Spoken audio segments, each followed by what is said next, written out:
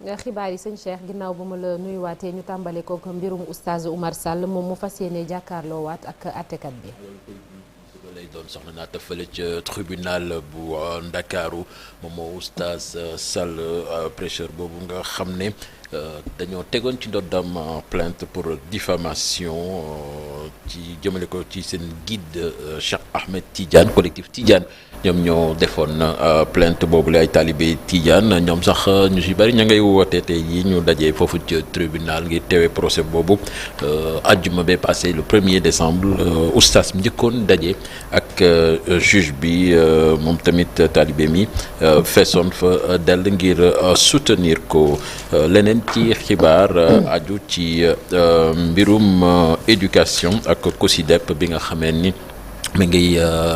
artu ci menaces yi nga xamee ni jàpp na ni ñooy maanaam gàllankoor école Sénégal ak université yi bokk na ci élection présidentielle yi ñu dëgmal campagne électorale bi élection de représentativité ak Coupe d'Afrique des Nations ñu jàpp ni loolu yëpp nag nguur gi war na ci teel a jóg ngir rek fexe ba du gàllankoor école bi ak université bi tamit ñu bàyyi étudiants yi ñu dem jàngi loolu tax ba ñoom waa COSYDEP ña ngay laaj candidat yi nga xam ne ñooy bokk ci élection présidentielle bi ñu jël ay engagement génne université ci seen rivalité politique ci wàllu nécrologie la ñuy wax ak génnub àdduna El Hadj Mansour Tambédou nekkoon premier maire commune bu Hann Bel-Air ci diggante 1996 ba 2001 moom ancien socialiste boobu nga xamee ni nekkoon bras droit maire adjoint premier adjoint maire bu fa ndem si yàlla Mamadou Diop ca ville bu Ndakaaru moom nag démb la génn àdduna tey lañ koy jébbal boromam su ñetti wax jotee daanaka suñu jullee àjjuma ba pare fële ca sëk yu Hann lay amee ci wàllu politique socialiste yi sax ñoom ñi ngay xamal ni dinañu investir seen candidat Amadou Ba di andi candidat Benno Bokk Yaakaar loolu nag samedi 16 lañ koy def samedi 16 prochain maanaam samedi bii di ñëw la ñuy amal ndaje boobu lee soxna naata. ñu woy ba léegi ci xibaar yi wax ci lii di ay jafe-jafe yoo xam ne boo moyul mu am ci ay produits pétroliers fii ci réew mi. voilà ñoom nee nañ li ko waral mooy bor bi nga xamee ni nguur gi daf leen ko yoreel te ñu xayma ko ci téeméer ak ñeent fukk ci milliards ci sunu xaalis di ay arriérés yoo xamee ni daal jàpp nañ ni mën na gàllankoor. Secteur bi acteur pétrolier yi nag ñi woo nguur gi mu indi ci ay saafara nu mu gën a gaawee ci leeral dañ ciy teewlu Ibrahima Kane ak Thierno Laurent Mendy.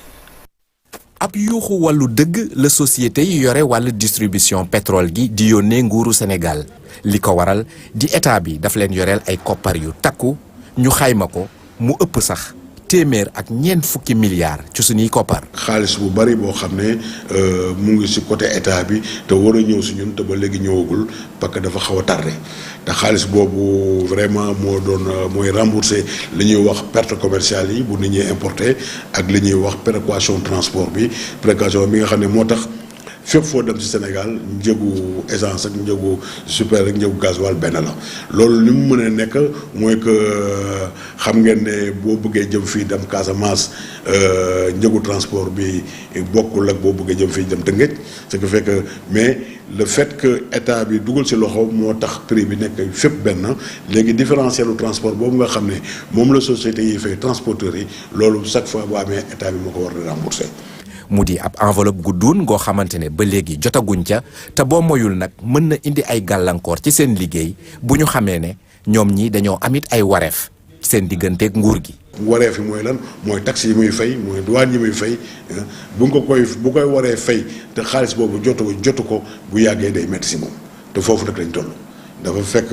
actuellement métti na si ñun ba nga xam ne vraiment moo tax ñuy invité état bi pour ñu jéem a xool nu ñu mën a vraiment dimbali ba ñu mën xaalis boobu mën a ñëwaat si société ñu mën a refinancer seen activité donte nag association bi ëmb société distribution pétrole yi ba léegi waxtaan la ñu jiital waaye boo moyul nag mën na am ay njeexital ci distribution produits pétroliers yi ci réew mi. ay risque la mais yoo xam ne yaakaar nañ ne non duñ fa egg yaakaar nañ duñ fa egg mais nag il faut daal mu war a mën a dimbali nit ñi ba nga xam ne parce que à terme tamit lii bu ñu ko deful dina dem ba am ñu am ay difficultés pour def ko. parce que pour wax la dara am na société yoo xam ne xëy na fi mu nekk nii ñoom waxuñu mais ñu ngi si am nañu sax ay difficultés pour ñoom approvisionner sax au niveau de la raffinerie parce que xëy na xaalis bi ñii ameel te ñoom li ñu war a fay bu ñu ko def tout ba nga xam ne li si des du leen mën a faire ñu mouvoir ça dans leurs activités. ñoom acteurs pétroliers yi nag jamono ji li ñuy sàkku ci nguur gi mooy mu trouver rek benn système boo xamante ne xaalis bi nga xam ne nguur gi yoreel na leen ko ak taxes yi ñu war a fay ñu xool nuñ koy gën a oyofalee ba nga xam ne du indi gàllankoor ci seeni activité léegi ci mbirum koom la ñuy des wax ci direction des marchés publics bëgg taxaw PME yi ñoom nag dañu am yéene yombalal leen accès maanaam ñu jot ci commande publique bi nga xamee ni xayma nañ ko lu toll ci 3000 milliards ci leeral dañ ci teewlu Cheikh Mbacké Dieng nekk directeur général de la caisse des marchés publics ci micro Pape Sangone Mbaye. ndaje yi lu daal lu dul dañoo en droite dañu ak instruction monsieur le président de la république li nga xam ne moo ñu demandé ñi nga xam ne mooy suñu warugar mooy jàppale petite et moyenne entreprise mooy PME yi pour li nga xam ne moom mooy commande publique fi mu ne nii tey convention bi signé nañ ko ak banque nationale pour le développement économique BNDE nga xam ne fi mu ne nii teg nañu en place des produits et services innovants qui va nous permettre en tout cas nga xam ne li nga xam ne moom mooy mën a jàppale PME yi sénégalaises yi pour ñu mën a exécuter seen marché de manière convenable et rapide ak lu mu gën a gaaw. waaw njëriñ bi dina permettre ak ñi nga xam ne mooy PME yi mooy ñi nga xam ne moom mooy entreprise yi ndaw yi nga xam ne ñu diggu doom yi nga xam ne dinañu mën a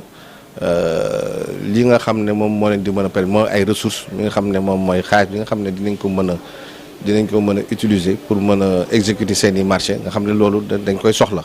donc li nga xam ne dañ koy soxla ci pour mën a exécuter seeni marché ak li nga xam ne aussi mooy marché public moom mooy ay marché privé donc loolu moom mooy suñu taxawaay tey ji. Voilà ñu wax tamit ci cérémonie de mise en exploitation aéroport international Ousmane Masseck Ndiaye démb la woon fële ca Ndar Antoine Mbengue ministre sénégalais des transports aériens et du développement des infrastructures aéroportuaires moom moo joxe coup d'envoi bi moom nag jàpp na ni ak exploitation pétrole ak gaz surtout gaz bi foofu dina jokk maanaam atu économique pour Ndar aéroport boobu lee dañ koy teewlu moom Antoine Mbengue ki tataan ay kàddoom di Ousseynou Diop.